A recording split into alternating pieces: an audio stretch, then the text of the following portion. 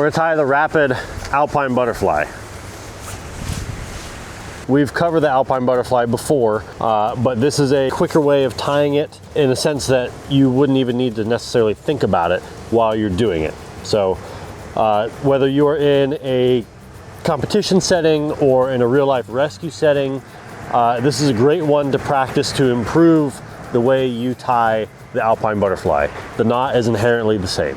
So beforehand, right, we had 1, 2, 3 wraps like so, right? And we would go left to right, left to right.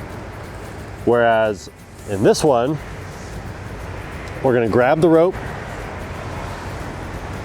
and we're gonna make a loop like so. We've made our loop, right? And we can expand it with our other hand if we need to have it be longer, right? Or shorter, depending on how we want the final result to look. And then what we're gonna do is we're actually going to flick this loop around the standing part, and we're gonna create a second loop here, right? So again, use the momentum of the loop itself, right? And you can flick it like this. One more time, flick it like so. That creates a loop here.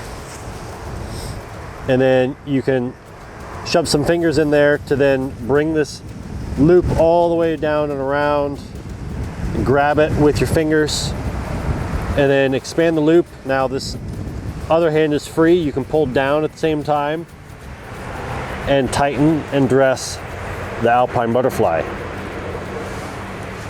Now, that may not seem too different and it may seem challenging, but again, you're going to make the loop, flick the loop around, right? It creates the second hole with your fingers, poke the bite through, and dress.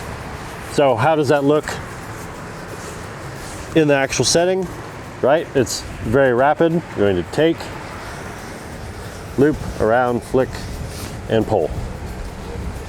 The whole approach starts with bringing your thumb down hand to the rope, creating the loop, and then you're flicking the loop around the back side of the rope and poking that loop through itself, and then pulling down on the rope and pulling the loop, and you've got yourself an Alpine butterfly.